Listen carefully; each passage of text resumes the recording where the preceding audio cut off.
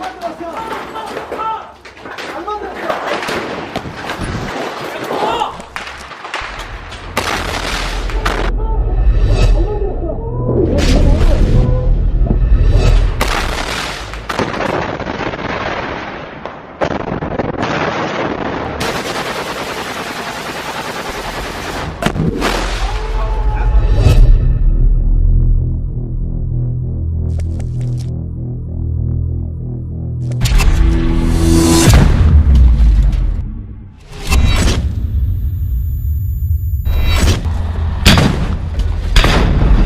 على الله.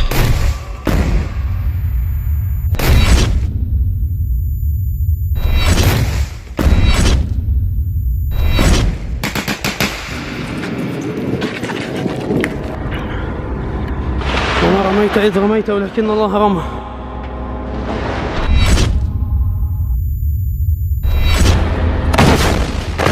الله أكبر ولله الحمد.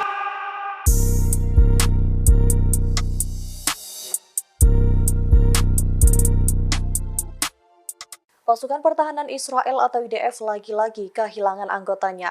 Kali ini ada 2 pasukan Israel yang dilaporkan tewas dalam operasi darat di jalur Gaza. Di antaranya adalah Staf Sersan Noam Yosef Abo dari Batalion 931 Brigade Nahal dan prajurit unit elit Angkatan Udara Jonathan Chazor. Diketahui sosok Abo tewas di usia 20 tahun. Dia berasal dari kota Dimona di selatan. Sementara Chazor merupakan pria berusia 22 tahun yang bertugas di unit elit Saldak Angkatan Udara Israel. Sebelumnya pada hari Rabu, IDF juga mengumumkan kematian Sersan kelas 1 Yaakov Ozeri. Dia bertugas di Kompi ke-52 Batalion 401 di Korps Lapis Baja. Jumlah korban tentara yang terbunuh dalam operasi di jalur Gaza ini meningkat menjadi 36 pada Rabu 8 November 2023. Sementara itu, total keseluruhan tentara Israel yang tewas sejak 7 Oktober mencapai 351 orang. Secara terpisah, 2 tentara lainnya dari Batalion 7107 Korps Teknik Tempur, kemudian seorang prajurit dari Batalion 198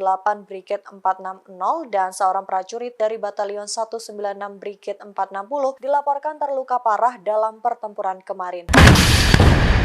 Allahu Akbar, qaddam yalla qaddam.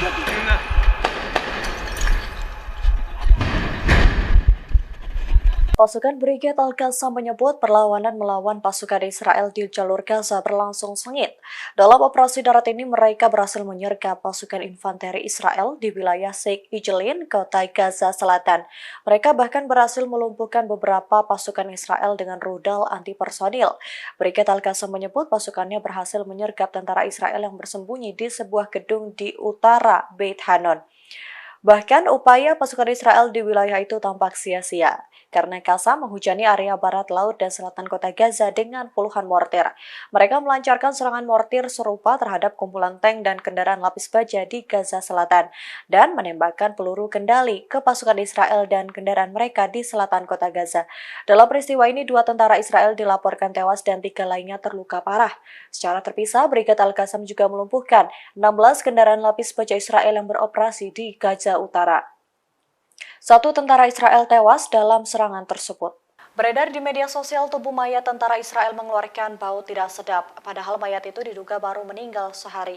Namun rupanya mayat-mayat itu bukan hanya mayat tentara Israel, melainkan mayat korban perang. Informasi ini pertama kali dibagikan oleh seorang jurnalis Israel yang menemukan tumpukan mayat di dalam sebuah kontainer.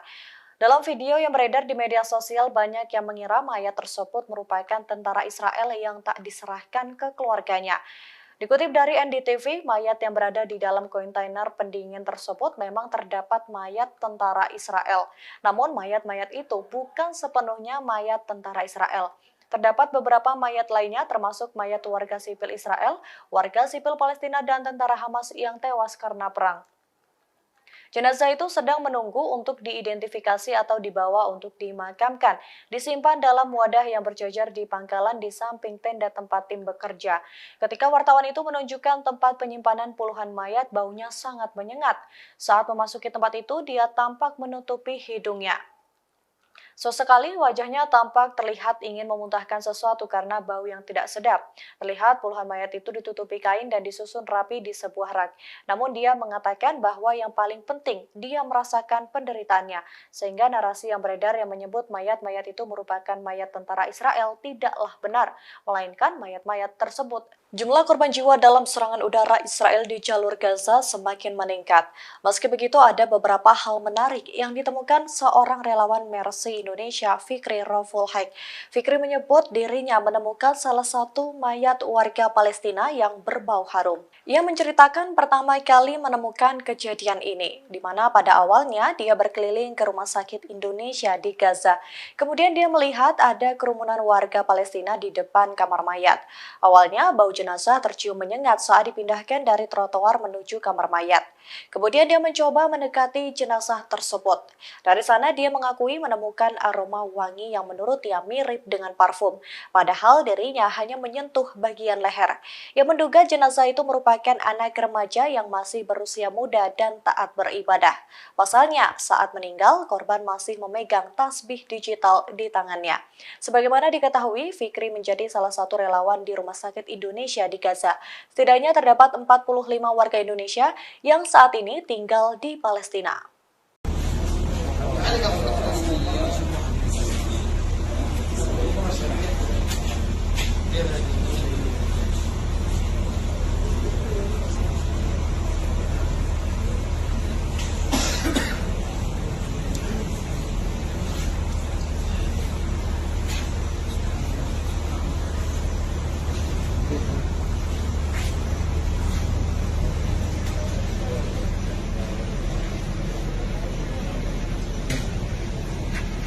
Ya, barusan saja saya dari korban syahid yang ada di jalur Gaza. Nama beliau, namanya adalah Mustafa, umur 16 tahun. Tadi saya baru memegang jasad beliau, Masya Allah sekali. Wangi yang keluar dari tubuh seorang syuhada, ya, keluar tidak henti-hentinya. Bahkan tadi juga sudah banyak sekali orang yang memegang tubuh beliau. Dan Masya Allah wanginya sangat begitu harum. Dan ini memang menggambarkan bahwa mereka adalah orang-orang pilihan Allah yang insya Allah mereka akan dimasukkan ke dalam surga. Amin.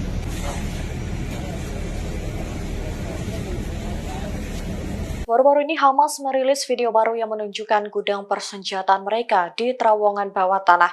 Senjata-senjata itu disiapkan untuk melawan pasukan Israel yang berada di jalur Gaza. Dalam video yang beredar terlihat banyak senjata roket yang menempel di sepanjang dinding-dinding terowongan. Senjata itu akan dipakai saat mereka akan melakukan perlawanan ke pasukan Israel.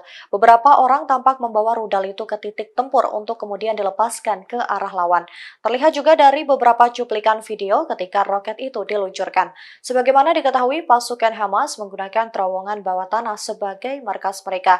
Terowongan itu memiliki panjang sekira 300 mil yang berada di sebagian besar wilayah Gaza. Bentangan terowongan tersebut diperkuat dengan beton, dilengkapi dengan listrik dan komunikasi. Bahkan mereka memiliki simpanan makanan dan air di bawah sana dan tempat yang luas untuk menampung pertemuan kecil. Hamas bahkan tak segan akan menjadikan kota Gaza bak neraka bagi lawannya. Adanya terowongan ini membuat fokus pasukan Israel jadi terpecah. Kini mereka mengincar terowongan itu di dalam operasi darat di jalur Gaza. Pasukan Hizbullah telah berulang kali mengingatkan keseriusannya melawan agresi Israel di kota Gaza.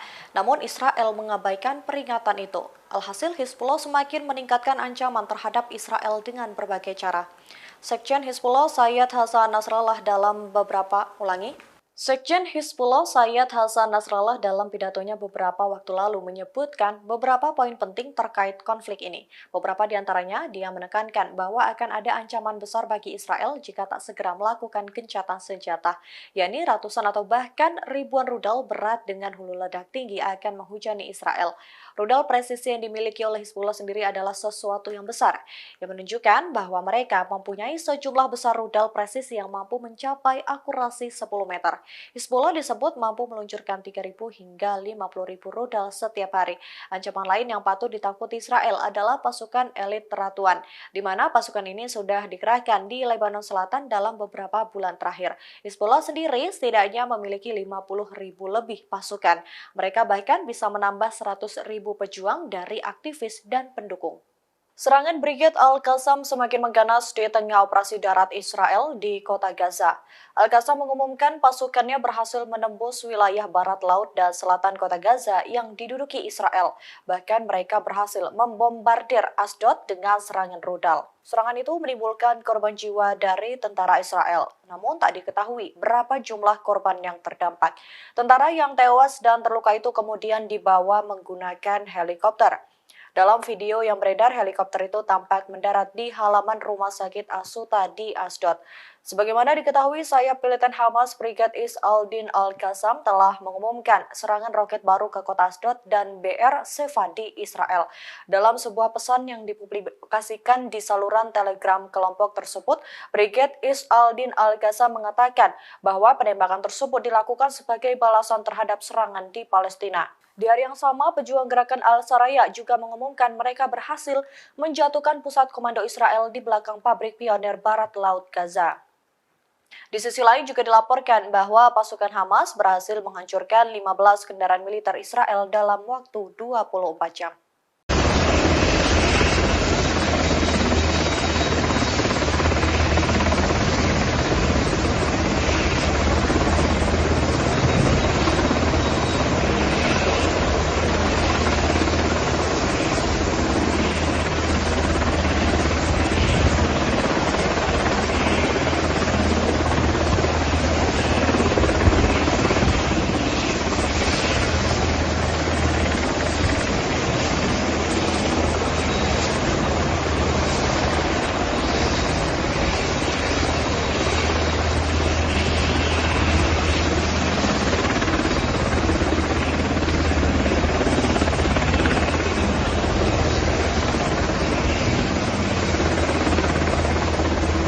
Para pejuang Palestina Brigade Al-Qassam semakin menunjukkan kehebatannya melawan pasukan Israel.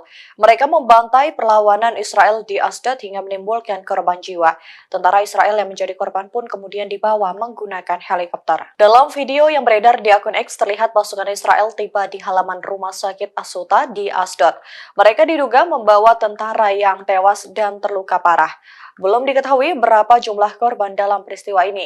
Namun beberapa dari mereka tampak langsung dipindahkan ke rumah sakit menggunakan hospital bed.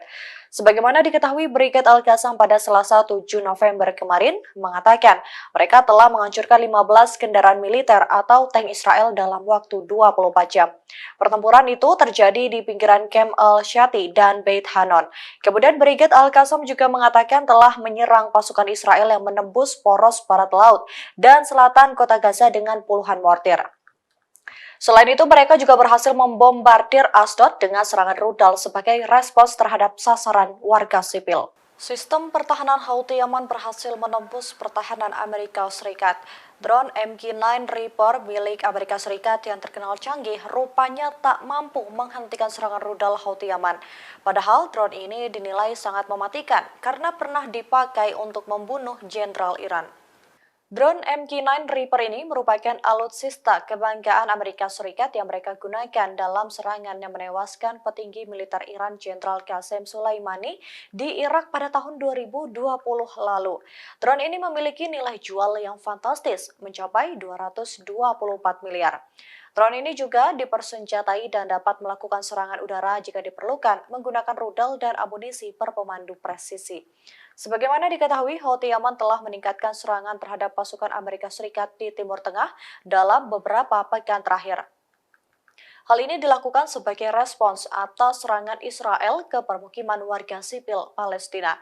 Pangkalan Amerika Serikat dan koalisi di Irak dan Suriah juga menjadi objek serangan setidaknya 40 kali sejak 17 Oktober lalu. Kejadian ini menyebabkan banyak anggota militer Amerika Serikat mengalami cedera otak traumatis. Namun belum diketahui senjata yang digunakan kelompok Houthi Yaman untuk menjatuhkan drone canggih militer Amerika Serikat tersebut. Diduga mereka menggunakan senjata rudal permukaan ke udara jarak pendek buatan dari Iran. Iran sendiri telah beberapa kali menjatuhkan drone Amerika Serikat yang dianggap telah memasuki teritorial mereka. Jet tempur F-15 Amerika Serikat menargetkan gudang senjata milik Garda Revolusi Iran dan kelompoknya di Suriah Timur. Namun serangan ini justru dibalas dengan rudal Houthi Yaman yang menghancurkan drone canggih MQ-9. Kabar mengenai keberadaan jet tempur Amerika Serikat ini pertama kali diumumkan oleh Menteri Pertahanan Amerika Serikat, Lloyd Austin. Dia mengatakan sudah ada 2 jet tempur yang melakukan serangan terhadap gudang senjata Suriah. Personil Amerika Serikat disebut juga akan terus melakukan misi kontra di Irak dan Suriah. Serangan ini menjadi kedua kalinya sejak perang Israel-Hamas pecah. Namun serangan itu kini berbalik merugikan Amerika Serikat. Pasalnya milisi Yaman al-Houthi mengumumkan serangan balasan terhadap drone tanpa awak Amerika Serikat. Mereka berhasil menjatuhkan drone MQ-9 Reaper yang mengintai di perairan wilayah Yaman. Serangan ini menyebabkan ledakan dahsyat hingga membuat drone Amerika Serikat hancur berkeping-keping. Adapun hal ini disampaikan oleh juru bicara Angkatan Bersenjata Houthi Brigadir Jenderal Yahya Saree melalui akun X pada Kamis 9 November 2023. Saree mengatakan tindakan ini dilakukan agar Amerika Serikat tak menganggap remeh pasukannya dan menegaskan bahwa kemenangan hanya datang dari Tuhan. Download Tribun X sekarang, menghadirkan lokal menjadi Indonesia.